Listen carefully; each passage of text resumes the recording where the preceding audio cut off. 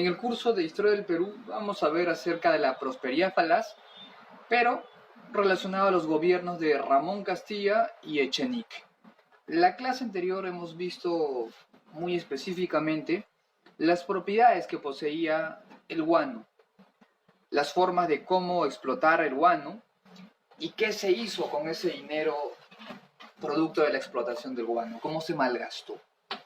Vamos a ver con estos gobiernos cómo llegamos a malgastar todo ese dinero.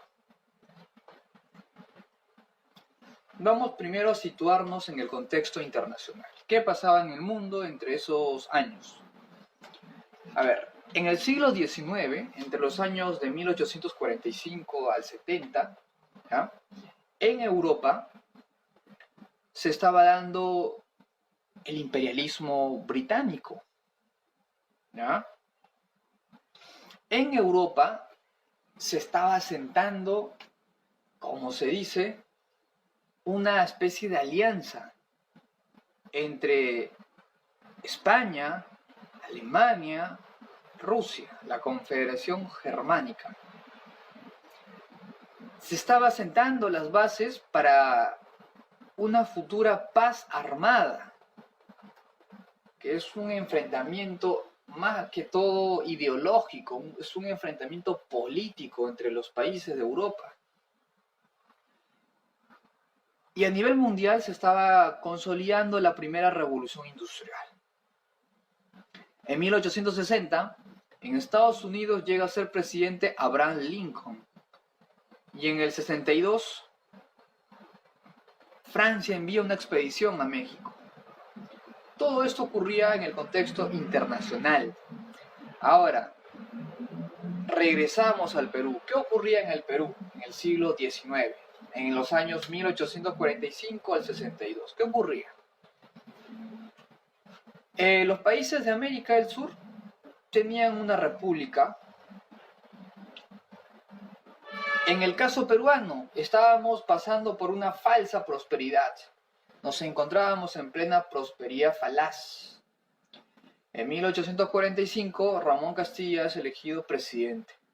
Y en el 50 se construye el primer ferrocarril Lima-Callao. En el 62, Miguel de San Román llega a ser presidente por corto tiempo. Y a nivel internacional,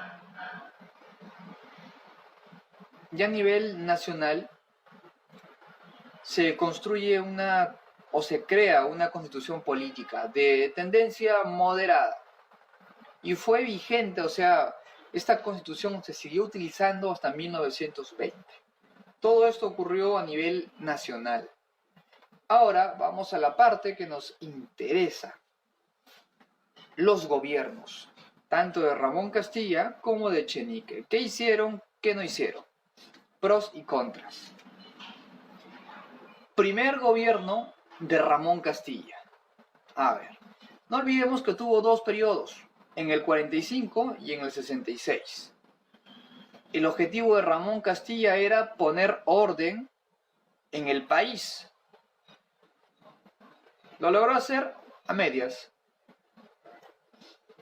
En 1821, con la proclamación de la independencia del Perú, hasta 1845, todos esos años, del 21 hasta el 45, fueron años de caos, años de desorden, años en el que el Perú no tenía una estabilidad política ni económica, años en los que aparecían caudillos y era común ya. La población peruana ya se había acostumbrado que cada cierto tiempo cambiaban de presidente, porque un caudillo le daba un golpe de estado al otro. Pero de 1845 hacia adelante, este desorden va a ser orden ahora. Con Ramón Castilla, la realidad peruana cambia respecto al orden interno. Con Ramón Castilla vamos a tener estabilidad política y cierta estabilidad económica. No es perfecto, claro, su gobierno tiene muchos errores también que cometió, pero a diferencia de los gobiernos anteriores, le va a dar cierto orden al país. Por ejemplo, Era común que en el Perú los caudillos quieren llegar al poder asociándose con grupos poderosos, oligarcas, por ejemplo. Era común que los caudillos tomen el poder, le den un golpe de estado al caudillo anterior y listo, llegó el poder. Cada cierto tiempo peleaban, luchaban por el poder. Por lo tanto, una persona que lucha constantemente por el poder no está preparada ni ideológica, ni política, ni económicamente. No está preparado, porque lo único que busca es su propio interés, intereses personales, no intereses del país. Estos caudillos no tenían ningún plan de gobierno, simplemente era improvisación. Lo que surgía en el momento, lo que les venía a la mente, eso lo ejecutaban. Estos caudillos no permiten que aparezcan partidos políticos. No, porque los caudillos buscan tener el poder total, un único partido, su partido. Todo eso es característica de 1821 hasta el 45, antes de Castilla. Todo esto ocurría antes de Castilla. Con Castilla vamos a ver lo que hizo. Primero, esta época de anarquía militar llega a su fin. ¿Por qué llega a su fin? Recordemos que Agustín Gamarra murió, en plena lucha, murió. Por lo tanto, el que va a tomar el poder del país va a ser Ramón Castilla. Ramón Castilla, al tomar el poder del Perú, va a perdonar, o sea, va a haber una amnistía general contra los opositores políticos. Le va a decir, está bien, va a haber una amnistía, no te voy a perseguir, te voy a dejar tranquilo, vive tu vida. Lo bueno a nivel económico y que le favoreció a Ramón Castilla en su primer gobierno fue que había dinero, había plata. Ingresaba dinero a las arcas del Estado. ¿Por qué? No olvidemos que estamos en pleno contexto de la prosperidad falaz. Había plata. Duró poco tiempo, pero había plata mientras duró. Así que Ramón Castilla con esa plata podía invertirlo. Y también hubo momentos en el que no invirtió bien y despilfarró. También, claro. No hay ningún presidente perfecto. Siempre se ve el pro y los contras. Hasta ahí, todo aparentaba que iba a marchar bien. Porque había plata de dónde sacar. En el primer gobierno de Castilla estaban los consignatarios. Por lo tanto, habían consignaciones. Un consignatario, recordemos, es un empresario, puede ser nacional o extranjero, que actúa como mediador. Él vende el guano del Perú, de las islas de Chincha, a Europa, y a cambio recibe un porcentaje, como una especie de bono. ¿Okay? Pero, ¿qué decía Ramón Castilla? Que el consignatario no debe ser extranjero, sino que debe ser un consignatario nacional, un peruano, no un extranjero. ¿Ah? Hay que darle la preferencia a los peruanos, no a los extranjeros. Con este dinero Ramón Castilla, con este dinero de la venta del guano, a través de las consignaciones, se pudo pagar la deuda externa. No a la totalidad, pero se pagó porcentaje, un buen porcentaje de la deuda externa. Esta deuda externa lo teníamos con Inglaterra, con Chile y con Estados Unidos, que habían prestado plata. Así que fue bueno, sí, porque con este dinero se pagó esa deuda externa. Y al pagar tu deuda, estás diciendo que tú eres un buen pagador y que tú vas a devolver si te prestan dinero. Y esto nos ayudó mucho porque volvimos a tener crédito, o sea, ante estos países, Inglaterra, Estados Unidos, podíamos hacernos otro préstamo porque estábamos pagando. También, la deuda interna también se pagó, ¿ok? Ramón Castilla había calculado que la deuda interna era más o menos 7 millones de pesos. Él había calculado eso. En el gobierno de Ramón Castilla se crea el primer presupuesto en la República. El primer presupuesto. ¿Qué significa eso? Primer presupuesto. que va a crear un plan de trabajo, va a decir en qué se va a gastar el dinero, ya sea para obra pública, ya sea para pagar deuda interna, externa. Eso es un presupuesto. ¿En qué se va a invertir o en qué se va a gastar el dinero que está ingresando el país? ¿En qué debo gastarlo? Pero, por otro lado, también se le escapó a Ramón Castilla. ¿Por qué? Porque para tú crear un presupuesto no solo te debes basar del guano, de la venta del guano, porque tú sabes que la venta del guano, ese dinero no es eterno, va a durar un corto tiempo. Y Ramón Castilla, al ver tanto guano y tanta plata que producía, dijo, va a durar muchos años. Se equivocó y descuidó el cobro de impuestos. Él quería hacer su presupuesto basado en el dinero de guano, pero se olvidó de que tú no puedes solo sobrevivir con un recurso, tienes que cobrar tus impuestos. Y no comenzó a cobrar los impuestos, no recaudaba impuestos. Y eso generó más adelante déficits. Y estos déficits fueron cubiertos momentáneamente por la venta del guano. Ramón Castilla se confió mucho en que el dinero de la venta del guano iba a durar muchos años,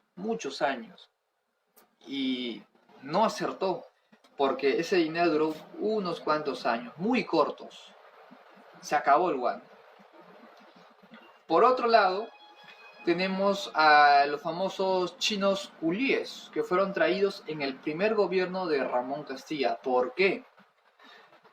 Ramón Castilla tuvo que pagar a los hacendados para comprar la libertad de los esclavos negros. No es que Ramón Castilla dijo, desde hoy queda abolida la libertad y todos los esclavos negros son libres. No, costó comprar la libertad de toda la población africana en el Perú, costó dinero, millones de pesos, costó dinero.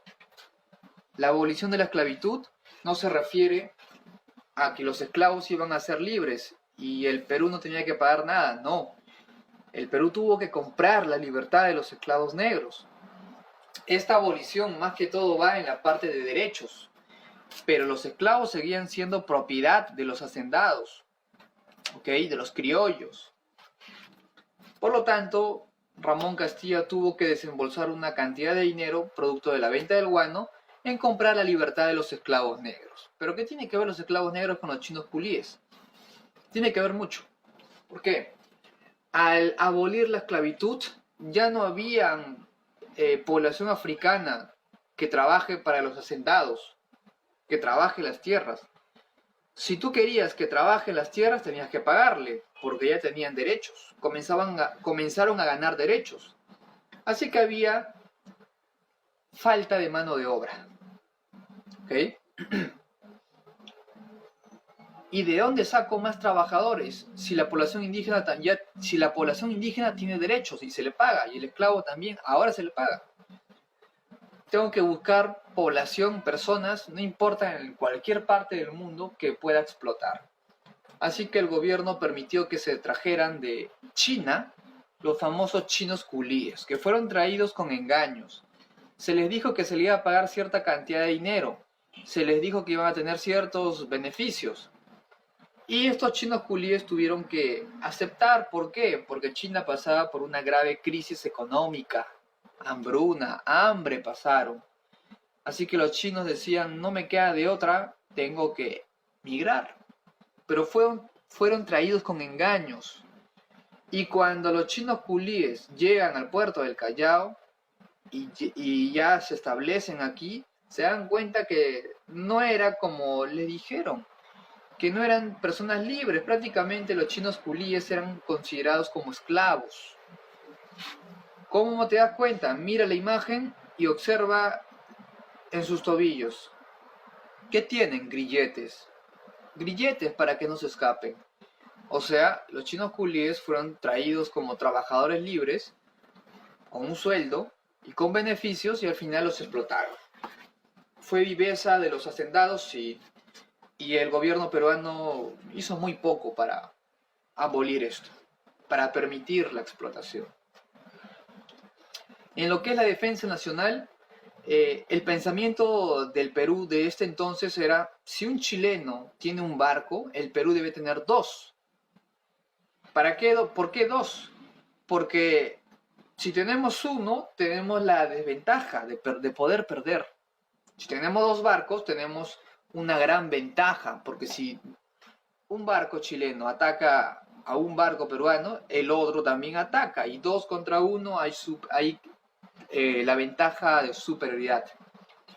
También se creó la Escuela Militar de Bellavista, y en el gobierno de Ramón Castilla se adquiere el primer navío de guerra a vapor llamado el Rímac. Eso nos está diciendo que Ramón Castilla está apostando por la defensa nacional, por la seguridad exterior, porque una posible guerra se puede aproximar. Se estaba preparando. En lo que es la política internacional, lo que va a hacer Ramón Castilla es promover el primer Congreso americano. ¿Qué significa eso? ¿De qué trata el primer Congreso americano? ¿Por qué se crea? Con este primer Congreso americano trata de fortalecer la autonomía, la hegemonía de los países de América frente a Europa. En lo que es obra pública, ¿qué hizo? Realizó el primer censo. ¿Para qué sirve el censo? El censo sirve para calcular la cantidad de personas que hay en tu país, ya sean varones, mujeres, y los clasifica por edades, y los clasifica por su estado socioeconómico. Si yo no supiera cuánta población vive en mi país, ¿cómo voy a calcular el presupuesto nacional? ¿Cómo le voy a cobrar una cantidad promedio de impuestos? ¿Cómo puedo hacer eso? ¿Cómo puedo crear carreteras? ¿Cómo puedo crear colegios? ¿Cómo puedo crear hospitales? ¿Cómo puedo crear todo eso? No se puede. Por eso los censos te permiten calcular qué tanta cantidad de obras públicas yo debo construir para qué tanta cantidad de población. Por eso lo hizo Ramón Castilla, el censo, que fue el primer censo en la República. ¿Qué más mandó a crear? Algo muy importante, el ferrocarril Lima-Callao. Fue el primer ferrocarril de toda Sudamérica, el primero. Esto no es un gasto, esto es una inversión. Producto de la venta del guano se invirtió en el ferrocarril Lima-Callao, que transportaba minerales. Y luego poco a poco se va a ir modernizando este ferrocarril. Así que no fue una mala inversión, pero, también hay una crítica. ¿Cuál es la crítica? Los ferrocarriles son buenos, es una buena inversión, pero no estábamos en el contexto como para poder invertir en ferrocarriles, porque invertir en ferrocarriles no solo es comprar un ferrocarril y listo, tienes que invertir en líneas férreas, tienes que invertir en aplanar, en afirmar la tierra, y eso no es barato. Por el momento que pasábamos, no fue bueno comprar los ferrocarriles, a pesar que son útiles, pero por el momento no era necesario comprar ferrocarriles. En lo que es la parte de derechos, obra jurídica, se crea la legislación para proteger a las comunidades indígenas, que por muchos eran considerados como personas inferiores, de segunda categoría. Los criollos costeños veían como menos a los pueblos indígenas. Por lo tanto, Ramón Castilla, para proteger, darle los derechos que le corresponden como a todo peruano, protegió creando leyes a favor de la comunidad indígena. Creó la ley de jubilación y cesantía para las personas que llegaban a cierta edad. Fortaleció el Código Civil, los juicios. Va a reglamentar cuál es la función que deben tener los juzgados y los tribunales, cuál es su competencia y cómo deberían juzgar.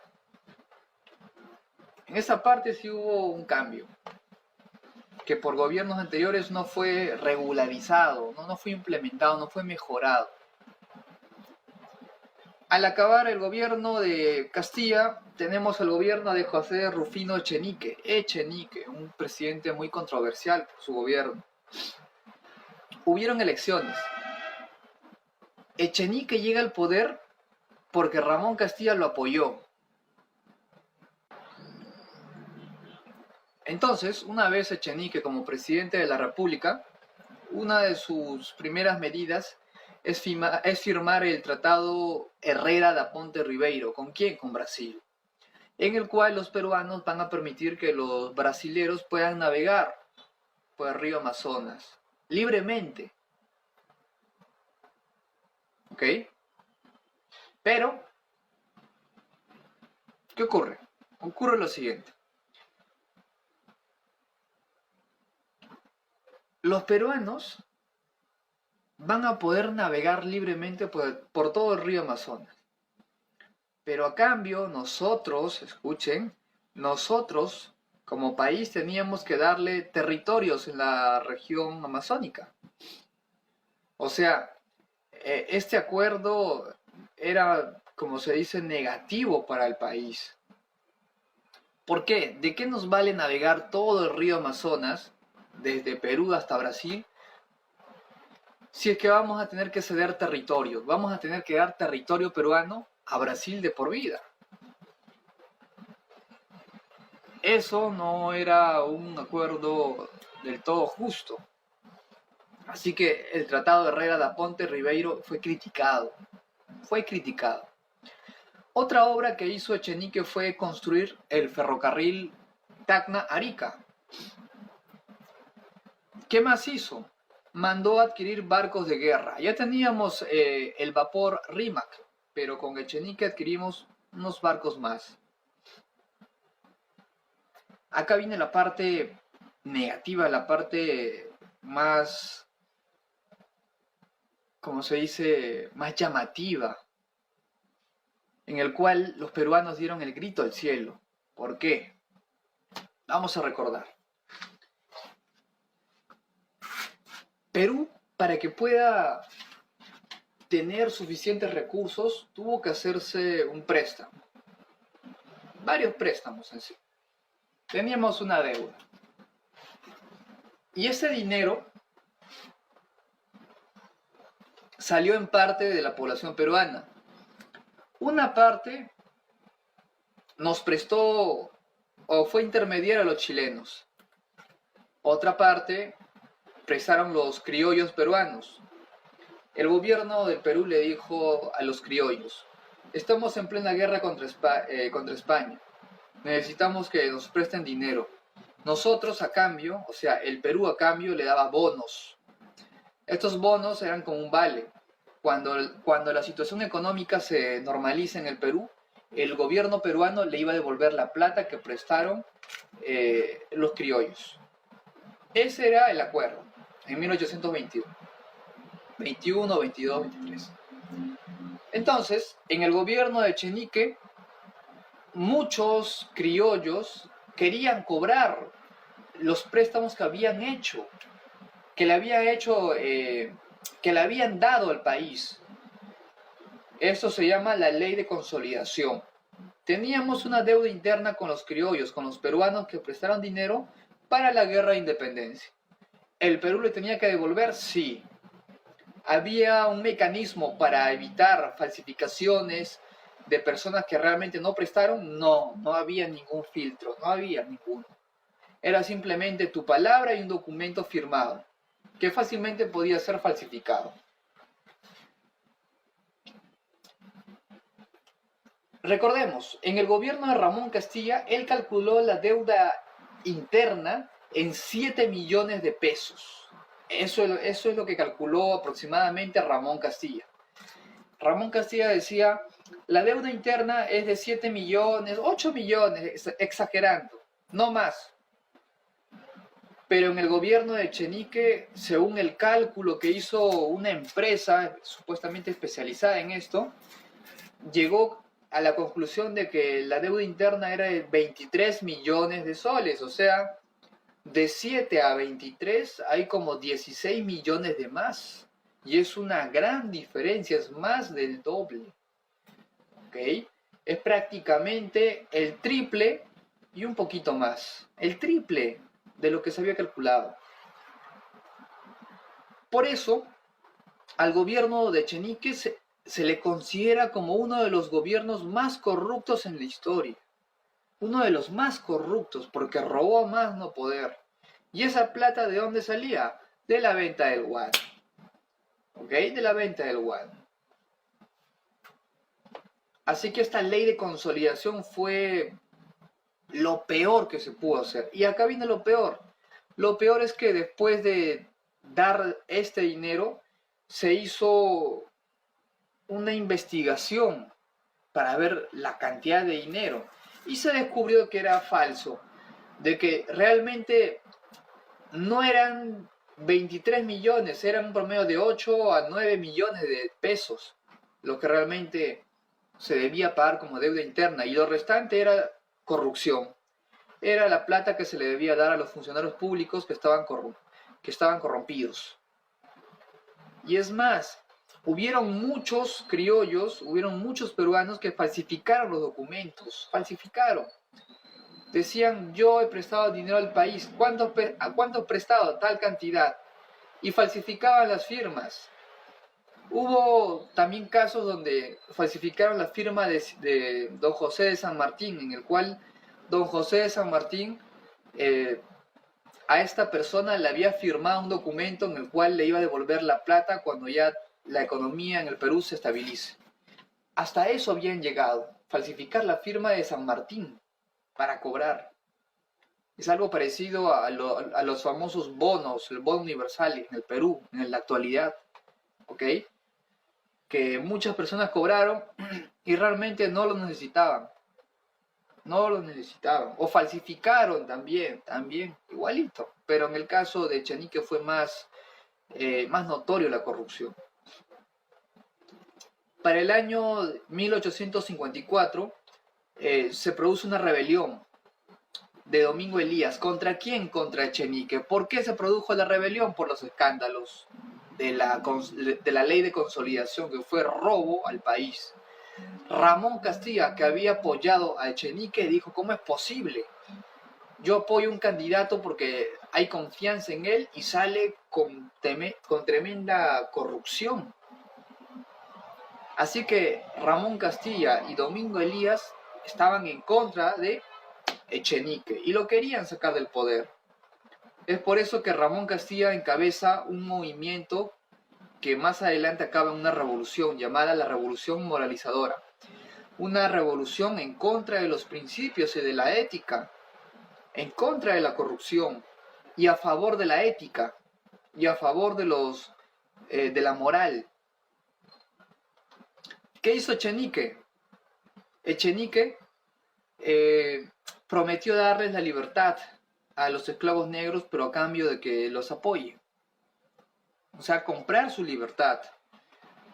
Pero a pesar de esto, Ramón Castilla, ya llegando al poder, o mejor dicho, estando a punto de llegar al poder, va a decretar la abolición de la esclavitud. Con esto está haciendo que Echenique ya no pueda comprar la voluntad de los esclavos negros.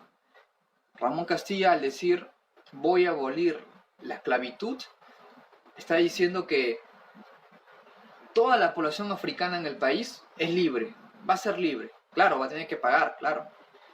Pero no está condicionándolo, o sea, como quien diciendo yo te estoy ayudando y mínimo tienes que ayudarme. Algo así. Y se gana el apoyo. Echenique y Ramón Castilla se enfrentan y Ramón Castilla derrota en la batalla de La Palma a Echenique, ya que el gobierno de Echenique representaba la corrupción